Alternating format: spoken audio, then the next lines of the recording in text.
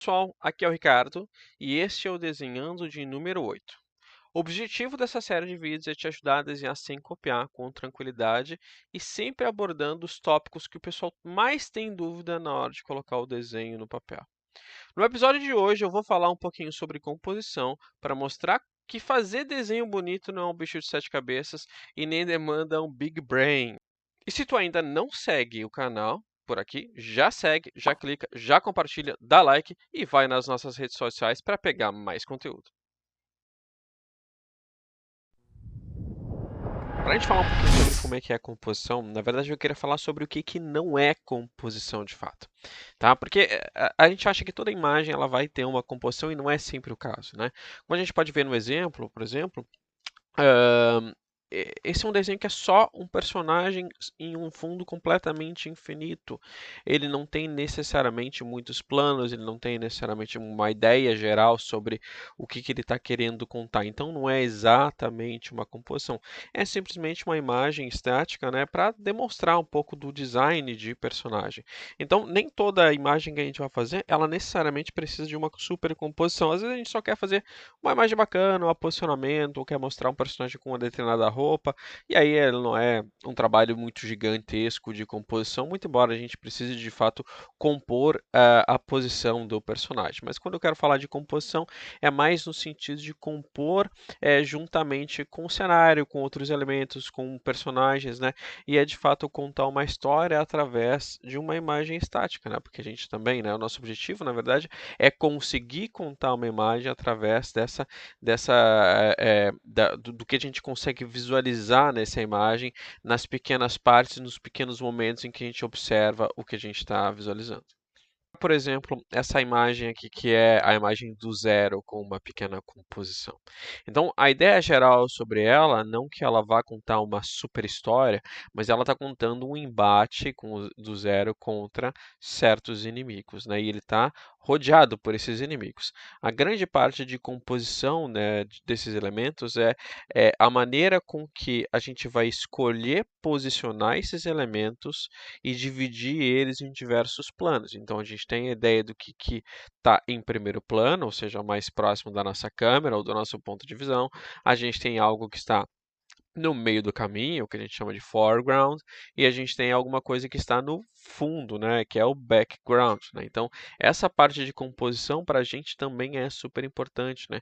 Cada parte que a gente está escolhendo colocar na imagem, ela está contando uma parte da história, está nos fazendo entender um pouquinho do que deveria estar sendo contado. A gente, como narrador, como pessoa que está criando uma imagem, a gente sempre tem que pensar no que a gente gostaria de estar passando para a pessoa que vai olhar, né? Então, sempre que a gente vai tentar criar uma composição, criar um desenho, criar uma imagem de fato, né, fora aquela imagem estática, a gente também está contando uma certa história para a pessoa que está vendo. E uma das primeiras formas que a gente consegue entender um pouquinho desse processo de narrativa é, primeiramente, entendendo como é que funciona a ordem de leitura. A ordem de leitura normal, ela vem da esquerda para a direita. Como na imagem a gente consegue visualizar, é uma pessoa que ela está saindo de casa, ela pode estar saindo para ir no mercado, ela pode estar saindo para ir trabalhar, independente do que for, a ideia geral de que dentro da nossa narrativa ocidental, da esquerda para a direita, a pessoa esteja indo para um lugar. Agora, quando ela faz um movimento contrário, a ideia é de que ela está voltando para determinado lugar. De repente ela esqueceu as chaves, de repente ela está voltando para casa, qualquer coisa do tipo. Mas o normal dentro da nossa narrativa é o mesmo processo que a gente faz quando a gente está lendo um livro, de que a gente vai lá do topo, da esquerda para a direita, de cima a baixo, e essa é a mesma forma que a gente vai utilizar para poder fazer as nossas próprias histórias, seja ela num formato de quadrinhos, de webtoon, ou seja, uma própria ilustração, né? Simplesmente uma imagem que ela também pode contar uma história. Ela vai trabalhar sobre os mesmos aspectos. E aí, dentro de uma história em quadrinhos, a gente também vai ter que levar outros aspectos em conta, como o tamanho dos quadros, a disposição dos quadros, porque eventualmente, quando a gente faz uma narrativa, dependendo da disposição, fica meio difícil a gente entender exatamente para onde a gente deveria olhar a seguir, se a gente vai ter que pular para o quadro de baixo, pular para o quadro da direita ou da esquerda. Então, é importante que também nesse processo a gente tente entender e demonstrar uma certa clareza, porque no momento em que a pessoa que está lendo a nossa história, está vendo a nossa imagem, ela tem que pensar sobre onde ela deveria estar olhando, a gente perdeu muito da atenção dessa pessoa. Ela tem que sair do universo diegético, isto é, o universo que é o universo da história, e ela tem que refletir sobre o que ela está lendo.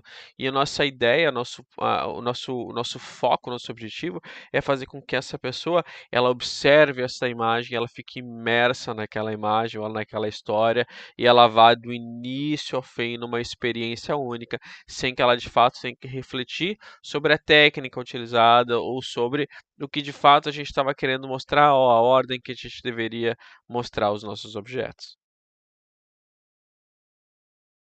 Agora vamos analisar essa imagem aqui como um exemplo, e esse é um ótimo exemplo de fato, tá?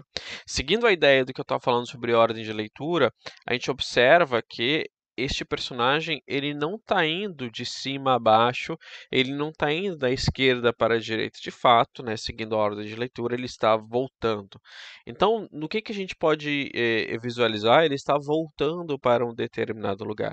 E essa imagem é um ótimo exemplo de narrativa porque é uma imagem que a gente entende ela por partes, né? Apesar dela ser uma imagem estática, ela tem um movimento e esse movimento ele acontece somente dentro da nossa cabeça, porque a gente vai entendendo parte a parte do que está sendo colocado nessa imagem e eventualmente essa história ela se forma dentro da nossa cabeça. Então a primeira coisa que a gente nota na imagem é esse personagem que ele está retornando para casa e ele está carregando alguém, está carregando uma criança. A gente nota esse personagem, eventualmente a gente pode notar que existe uma casa ali no fundo e existe uma bicicleta que ela está jogada ali no chão. Então, neste momento, a nossa cabeça ela já está criando essa narrativa, né? Essa história que aconteceu pré a imagem estar concebida, né, como uma foto. Existiu uma história que estava acontecendo antes dessa foto ser tirada. E nessa imagem, provavelmente essa criança, ela estava andando de bicicleta, ela caiu, se machucou, e aí o pai dessa criança foi ali e socorreu ela e agora está voltando com ela nos braços para dentro de casa. Eventualmente, a última coisa que a gente vai conseguir analisar, que a gente vai visualizar vindo de dentro dessa imagem, é a relação que existe entre os objetos no varal e o personagem do pai, né? E esses objetos no varal, eles estão intimamente ligados ao significado que a imagem quer nos passar.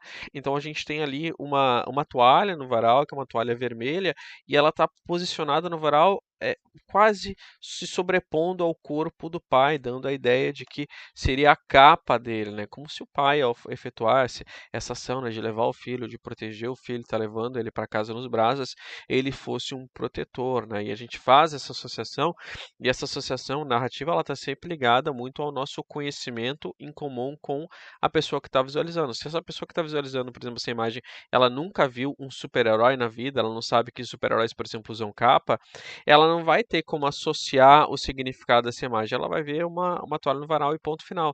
Agora, se ela já viu alguma vez que personagens tipo Super-Homem utilizam capa, no caso o Super-Homem é uma capa vermelha, ela vai conseguir fazer essa associação, porque a pessoa que desenhou ou pintou essa imagem, ela tem algo em comum com a pessoa que está visualizando. A pessoa que está visualizando, ela precisa ter esse conhecimento, porque daí, de fato, isso vai fazer um completo sentido para ela. E quando a gente está querendo criar o nosso próprio desenho, esse é o nosso objetivo final, é criar uma imagem que ela seja lida em determinados pontos, que ela seja lida pouco a pouco e que ela, mesmo sendo estática, ela consiga criar uma história, um significado, né. Então, por isso a gente vai estar sempre trabalhando em 2 aspectos quando a gente vai trabalhar um desenho. A gente vai trabalhar nos aspectos objetivos, que é de fato o que está acontecendo na ação, então é a pessoa voltando para casa, mas a gente também vai estar trabalhando nos aspectos subjetivos, que pode ser como as cores, pode ser, os elementos que são dispostos, né, a maneira com que eles estão sendo dispostos, para que a gente possa entender esse significadinho pouco a pouco. Para quem vai trabalhar com quadrinhos, né, quem quer trabalhar com quadrinho tanto no sentido tradicional da coisa, quanto webtoon, é muito natural da gente pensar na narrativa, pensando em quadros de história, né.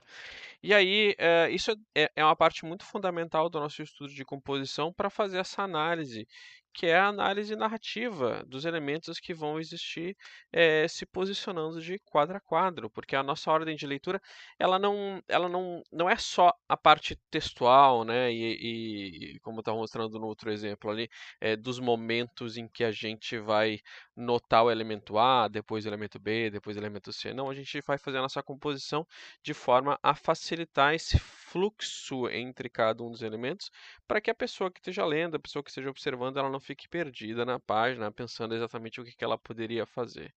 É por isso que, na maior parte das vezes, quando a gente vai fazer uma composição, a gente está sempre prestando atenção em quais são as personas que estão dentro do quadro e posicionando elas, vamos dizer assim, de uma maneira mais fácil, né?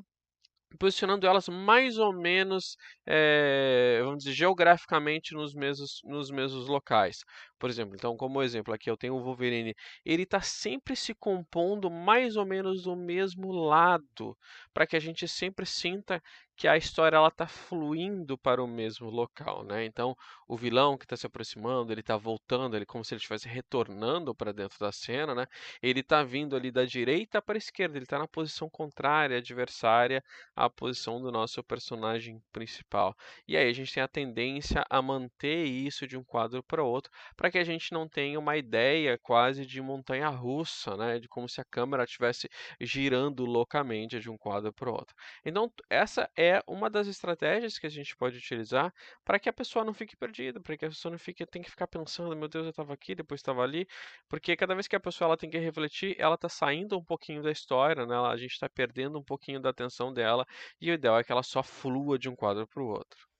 E a gente consegue observar isso muito bem, né, nos quadrinhos de uma forma geral, a narrativa deles, né, em contraposição com a narrativa oriental, né? Então, o nosso modo de leitura, o modo ocidental, é aquele modo que ele vem da esquerda para a direita e de cima para baixo, né, em contraposição ao modo oriental. Então, a gente pega ali uma página que é a página do Super-Homem, e essa narrativa, ela está sempre fluindo nessa direção, né? Nos fazendo entender o movimento sempre nessa direção. Então, por exemplo, ali no segundo quadro, onde a gente tem o punho do Super-Homem em riste lá no topo, né? E ele dando soco com a mão esquerda para baixo, ele tá, né?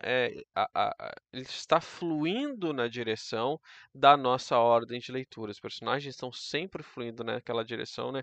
A não ser que estipulado o contrário disso, né? Então, isso também é uma coisa que vai acontecer em pôsteres de filmes, em outras ilustrações. A gente vai estar sempre tentando manter essa ideia narrativa do ponto A ao ponto B, vindo da esquerda para a direita, de cima para baixo. Então, é importante que a gente sempre esteja com isso em mente quando a gente está pensando, seja numa composição que não seja um quadrinho, nem uma webtoon, seja uma ilustração de fato, ou seja, num quadrinho mesmo, né? A narrativa, ela não precisa ter mais de um quadro para que essa ideia de composição funcione. Pode ser uma imagem estática, ela vai estar sempre fluindo nessa direção. A composição, ela é feita tendo em mente esses pressupostos, que são os pressupostos da nossa cultura ocidental. Já a cultura oriental, né, tanto é que os mangás dos anos 90, né, quando começou a iniciar os mangás aqui, eles vinham com um aviso lá na primeira página dizendo assim: "Pare, você está lendo pelo lado errado". Porque, né, a gente não estava acostumado com isso, né, e tinha que ter de fato um tutorial para ensinar os leitores brasileiros qual era a ordem de leitura. Então, hoje em dia a gente já está mais acostumado com isso, está mais internalizado isso, né, e até às vezes é meio confuso para a gente quando a gente quer pensar na nossa própria história, qual é o sentido que eu vou adotar para minha história, né? Ah, vou pegar o oriental, vou pegar o ocidental, então a gente tem que pensar ou refletir um pouquinho, né? Mas no geral a gente vai acabar pegando mais a ocidentalizada porque é a cultura que a gente está vivendo, né? E é onde a maior parte das pessoas que vão consumir qualquer conteúdo que a gente produza vai estar também. Mas a narrativa, oriental, ela é o oposto do que é ocidental, né, então ela vem da direita para a esquerda, né, mas ela também vem de cima para baixo, né, então isso também, né, fica muito muito clara quando a gente analisa, né, em contraposição uma a outra, né? Os exemplos eles ficam muito claros, né?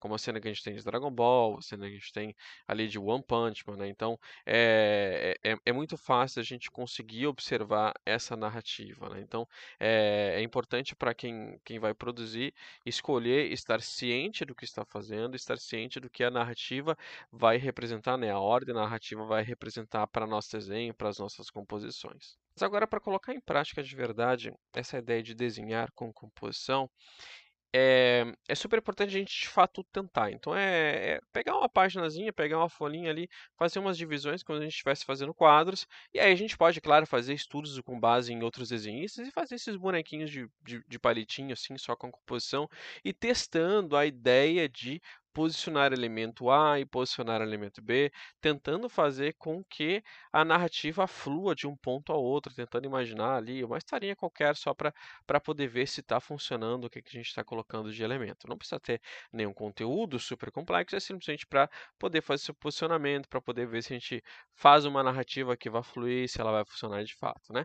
Mas é claro que para poder fazer uma história, para poder criar uma narrativa, seja ela, né, uma ilustração completa, uma capa, qualquer coisa do tipo, um quadrinho, demanda muito mais do que simplesmente entender como posicionar um personagem, né? Posicionar o elemento A na frente, o B do ladinho ali, né? Então, fazer com que ele flua, e para poder fazer isso, a gente rouba, né? Ou eu diria que a gente pega muito emprestado de uma área muito amiga nossa, que é a área do cinema, né? Então, muito do quadrinho, muito das histórias, assim, da narrativa, ela vai pegar muito emprestado de outras mídias, né? Então, a gente pega muito da ideia de composição dessas mídias e a ideia de posicionamento, né, enquadramento, recortes, a gente vai pegar muita coisa emprestada daí. E aí, a partir daí, a gente começa a trabalhar também com uma parte que eh, não é tão subjetiva, mas pode ter sim um conteúdo subjetivo nas nossas escolhas, né? Que é as escolhas de enquadramentos e ângulos, certo? Então, primeiro a gente tem os tipos de enquadramento, tá? Que a gente vai trabalhando ele do mais distante até o mais próximo, tá? Por exemplo, aqui eu tenho o grande plano geral, certo? Esses nomes todos que eu estou aplicando aqui, vocês vão encontrar eh, divergências, certo? Na internet, porque às vezes pega emprestado do que é o cinema, às vezes tem algumas coisas que é para quadrinho, às vezes um plano médio ele enquadra mais a cabeça, às vezes o plano médio enquadra mais o corpo, às vezes o plano médio enquadra tipo uma cena inteira, tá? Então vai variar. O que vocês têm que lembrar é que no geral isso são recortes para dentro da nossa imagem, né?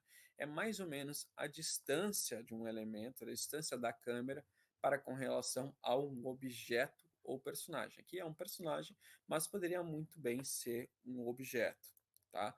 Então ele basicamente está fazendo isso. Ó. A gente está chegando de uma coisa que é super distante até o completamente detalhe, certo? Então isso aqui é interessante porque geralmente quando eu vou analisar a narrativa de alunos, geralmente o que é utilizado é mais um plano geral ou um plano de conjunto e um plano médio. Se esquece completamente de todas as outras opções. A pessoa se acostuma a utilizar somente aquilo e deixa o resto completamente de lado. Tá? E aí, quando eu estou falando sobre o lance da subjetividade das coisas, né? A gente vai entrar a parte subjetiva muito mais quando a gente vai trabalhar com os ângulos, né? Com ângulos de leitura do trabalho, né? Essa parte aqui, ela vai ser bem direta, tá? Quando a gente está fazendo isso, né? É basicamente o recorte que a gente vai aplicar para o personagem ou objeto, e aí a gente está falando essencialmente aqui, né? É da distância da câmera com relação a esse objeto, né? Então a gente tem aqui o muito próximo e a gente tem também o muito distante, tá? Além disso, a gente vai trabalhar a ideia de ângulo de câmera e ângulo de câmera ele pode ser basicamente ser trabalhado de três formas, né? O ângulo normal, que é aquele basicamente ao nível dos olhos, certo? Que é como a gente está enxergando ele aqui neste momento. A gente pode trabalhar um ângulo inferior, e a gente pode trabalhar um ângulo superior também, tá? Então, é isso que a gente vai, muitas vezes a gente vai entender como plongé e contra-plongé, tá? É, que vocês vão encontrar na internet nomeados dessa forma, tá? Então, geralmente, né, vocês vão encontrar essas áreas do ângulo superior e o ângulo inferior atreladas a significados, né? Então, por exemplo, quando a gente está fazendo um ângulo superior, para tornar o objeto menor, né? Que ele seja inferior aos nossos olhos, tá? Então nós somos superiores a esse objeto e aí ele é o inferior, ele é uma formiga diante do observador, tá? Também ele vai denotar um certo afastamento psicológico que a gente vai ter com relação à cena. Então, estamos afastados dessa cena. Agora, quando a gente tem um ângulo inferior, né, que é este aqui, quando a gente está abaixo do personagem, do objeto, ele denota que esse objeto, esse personagem, ele é mais ameaçador, ele é mais poderoso e que nós, como leitores, somos inferiores a ele. Então, ele está tentando trabalhar subjetivamente a ideia de que esse objeto de estudo ele é mais poderoso que nós, certo? Então, ele está trabalhando exatamente o aspecto subjetivo. E o ângulo normal, esse ângulo basicamente ao nível, é o ângulo que vai fazer com que a gente esteja mais integrado à cena, né? E aí, dentro da normalidade, nem superior nem inferior a ela. Tá? Então, estamos em termos de igualdade com o personagem ou com o objeto que está na cena. Tá? E aí, aqui eu tenho um exemplinho aqui que fazendo um parênteses, né, que eu acho que isso aqui é bem importante. E a gente vai ver na internet várias releituras desse trabalho aqui, tá? Que vão unir muito do que eu estava falando ali sobre a distância da câmera com relação ao objeto de estudo, né? E aí com variações de número de objetos, de ângulos de câmeras, nesse sentido, tá? E aqui é uma coisa bem antiga que sei lá, de quando é que quando o Hollywood fez esse negócio, tá? Mas são 22 quadros que sempre vão funcionar dentro de uma narrativa, tá? E aí, geralmente, isso aqui serve, os artistas utilizam muito como um atalho e como uma referência para poder fazer quadros que vão ser interessantes para dentro da narrativa, tá? Então, vocês podem pesquisar na internet 22 painéis que sempre funcionam, vocês vão encontrar tanto a ideia que o Hollywood fez há muitos anos atrás, quanto 1 milhão de variações disso, tá? Sendo apresentadas. Uma outra coisa que é super importante a gente pensar é em como a gente vai fazer personagens contrastarem com outros personagens, com outros elementos, né? Então, quando a gente está tudo muito uniforme, a gente tem que encontrar uma maneira de fazer com que esses elementos contrastem. Então, a gente vai escolher uma das diversas formas na qual a gente pode fazer com que eles tenham uma diferença entre si, né? Então, narrativamente, a gente tem que pensar em qual dessas ferramentas a gente vai utilizar, qual delas vai se adequar mais ao nosso estilo de desenho, ao nosso estilo de narrativa, o que a gente está querendo compor de fato. Então, a gente tem que pensar, não é só pegar o lápis, botar no papel ou a caneta e botar em cima da mesa digitalizadora e sair fazendo, né? Não, a gente tem que de fato refletir sobre o que a gente está fazendo, sobre o que a gente está querendo contar. Aí a gente vai unir todos esses elementos, a gente vai pegar a distância, pegar enquadramento, e a gente vai trabalhar uma das formas de contraste, seja por valor tonal, por posicionamento, pela borda, de repente um elemento está mais borrado que o outro, a gente vai prestar atenção no que não está borrado, qual é a orientação, né? Se um elemento é mais saturado que o outro, a gente vai prestar mais atenção no que é saturado, né? Qual é a forma, se a forma geométrica é muito diferente, nosso personagem ele é mais quadradão, ele é mais arredondado, né? Ou se ele tem uma cor muito diferenciada dos outros, né? Então, essas são diversas formas de a gente poder fazer com que elementos se contrastem. Eu falo personagem, mas isso poderia ser qualquer coisa dentro da nossa narrativa. A gente pode ter um cenário completamente bagunçado e no meio desse cenário brilhando com uma cor completamente diferente, a gente tem um rubi e a gente quer que a pessoa preste atenção nisso. Então não é só sobre personagens, é sobre tudo o que a gente estiver criando. Tudo a gente tem que pensar, a gente tem que refletir antes de fato a gente fazer.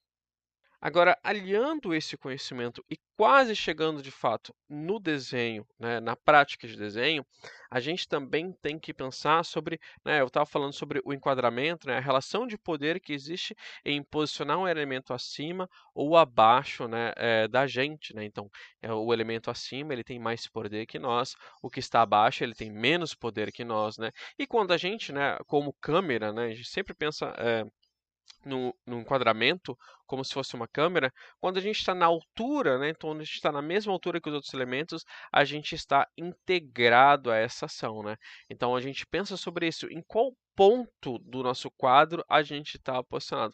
É acima? É abaixo? Né? O que que isso representa? A gente está vendo aqui um personagem que ele está abaixo, solitário, minúsculo. É assim que ele está se sentindo. E a gente vai aliar agora isso tudo à nossa regra mais fundamental para esse processo narrativo em que a gente vai utilizar na construção, que a gente chama de regra dos terços. E a regra dos terços ela é bem simples. É só a gente pegar o, o espaço que a gente tem para a nossa imagem e dividir ele horizontalmente e verticalmente em 3 espaços iguais. E aí, nesses pontos onde as linhas se conectam, vão ser os pontos mais interessantes do nosso desenho, onde normalmente a gente vai posicionar os nossos elementos. É uma regrinha que se vocês têm uma câmera fotográfica no celular ou qualquer coisa que seja parecida, pode ser uma câmera digital mesmo, esses terços eles já estão marcados ali na lente da câmera, que é exatamente como os fotógrafos vão compor as imagens através dessa pequena regrinha. Então, toda vez que a gente for pensar numa imagem e, né, aliando todas aquelas outras regrinhas de enquadramento, de distância, de altura relativa da gente, a gente unindo com a regra dos terços, vai ficar muito mais fácil de a gente compor uma imagem que seja interessante. Então, se a gente tem 2 personagens, a gente não precisa colocar os 2 de cara um para o outro na mesma altura. Não, então a gente pode utilizar a regra dos terços para posicionar esses personagens. Então, eu coloco um mais acima e um mais abaixo, por exemplo, de acordo com a minha composição. Isso vai respeitar a composição, vai respeitar a nossa ordem de leitura. Eu vou colocar um personagem que ele é maior, logo a gente vai prestar mais atenção no personagem que é maior, que está em primeiro plano, e aí num segundo momento eu vou prestar atenção naquele personagem que está mais ao fundo. Então a gente está criando um processo narrativo em que a pessoa ela está passando de um elemento ao outro de uma forma completamente natural.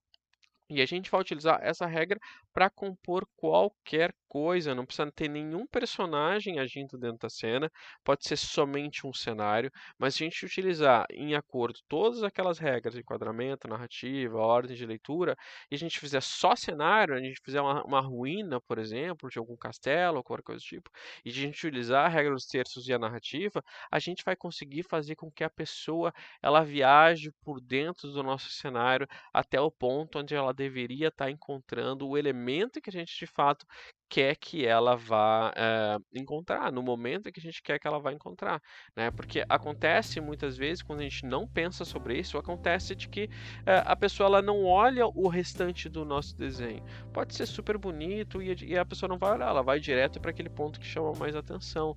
Ou pode ser que a gente faça tanta coisa dentro do desenho que ele vai ficar parecendo um onde está o Wall-E. Tem tanta coisa acontecendo e a gente não consegue prestar atenção em nada. Nada chama a nossa atenção, é tudo uma maluquice, então a gente não sabe qual é a coisa importante que a gente deveria estar notando. E eu sei que no mundo real as coisas elas não chamam naturalmente a atenção, né? Elas estão todas misturadas, todas ali ao mesmo tempo, e às vezes a gente de fato tem que prestar atenção para conseguir enxergar alguma coisa. Mas dentro de uma narrativa é o nosso papel, com pessoas que desenham, de transformar isso em um processo em que a pessoa ela vai entender de forma natural, que ela não precise de fato estar lutando com o nosso desenho para ela poder entender o que está acontecendo. Então, quando eu vou lá e escolho colocar um personagem mais acima de outro, numa escala de poder, né? A gente tá abaixo dele, nós estamos nos sentindo inferiores a ele, né? Ele é um personagem mais poderoso e eu faço ele ser um vilão, né? Sei lá, que nem o Jason, o Fred, alguma coisa do tipo. Ele está acima e a vítima dele está abaixo. Existe uma relação de poder aí, existe uma narrativa que a gente está criando para essa cena e a gente está acentuando isso. Se a gente tivesse feito o contrário disso, se a gente tivesse nos colocado muito acima dessa cena, teria um afastamento emocional, a gente não se sentiria parte dessa cena, logo ela teria muito menos impacto. Então essas escolhas narrativas que a gente faz são escolhas que elas determinam muito o impacto, determinam muito sobre que a pessoa que está lendo, que ela está observando o nosso desenho, a nossa imagem, determina muito sobre como ela vai se sentir com relação a essa imagem, se ela vai ser dinâmica, se ela vai ser interessante, ou se ela vai ser só mais uma imagem que não tem composição que ela está acompanhando. E para colocar em prática um pouco disso, eu resolvi fazer uma pequena ilustração rapidinha. Aí eu escolhi o Venom, que é um personagem que eu gosto bastante. Eu gosto do design dele, gosto do visual dele, né? Então acho que ele é bem impactante. E aí eu resolvi fazer uma pequena ilustração dele, né? E comecei um processo de fazer thumbnails, de fazer várias opções do que eu poderia achar interessante para poder demonstrar dentro do desenho, né? Então quando eu começo um desenho, eu não faço a primeira ideia, porque a primeira ideia geralmente é a ideia mais chata. Eu vou esgotando o meu número de ideias até eu achar uma que seja a ideia mais interessante. Depois de eu ter feito essa ideia, depois de eu ter composto essa ideia meio que na silhueta, o rascunho meio bem riscado mesmo, aí de fato é que eu posso tentar estudar a volumetria dele, posso tentar estudar a posição, entender como é que ele de fato vai ficar, né? E posso ir pouco a pouco, como o escultor vai fazendo, ele vai melhorando o trabalho dele, né? Ele vai esculpindo a imagem pouquinho a pouquinho até a gente de fato ter uma composição completa, né?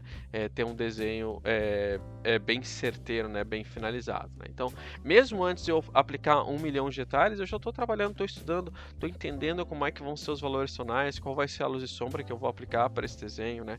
E a partir daí eu tô, depois que eu já escolhi mais ou menos a composição, posição sei lá, eu já entendi como é que vai ser a anatomia dele, o próximo passo é um passo de aos pouquinhos ir melhorando essa imagem, decupando essa imagem até chegar num processo de finalização de fato, né? Então é simplesmente os retoques finais da imagem, né? É onde de fato ela começa a ficar bonita, a gente começa a entender como é que ela vai ser vista nos finalmente.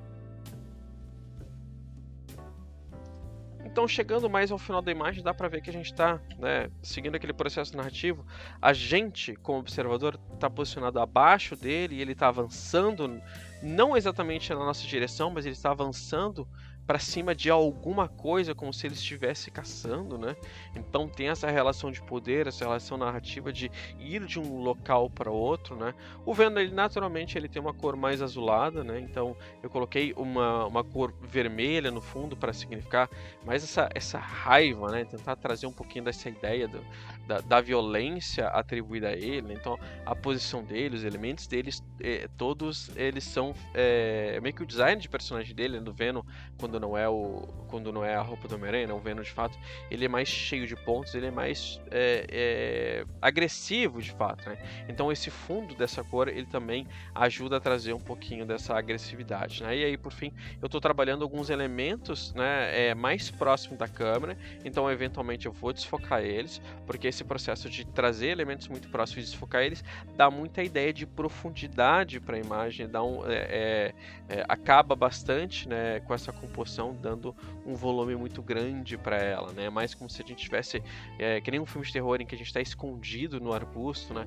E tem esse vilão passando, indo caçar alguma coisa. E essa é a minha ilustração final, né? Mais uma vez, se tu não se inscreveu no canal, se inscreve no canal que pelo menos 2 vezes na semana eu tô lançando videozinhos aí, explicativos, trazendo bastante conteúdo, né? Aqueles conteúdos que são que a galera tem mais dúvida, né? E que vai gerar um pouquinho mais de elucidação nos problemas que vocês tiverem na hora de fazer um desenho. Até mais!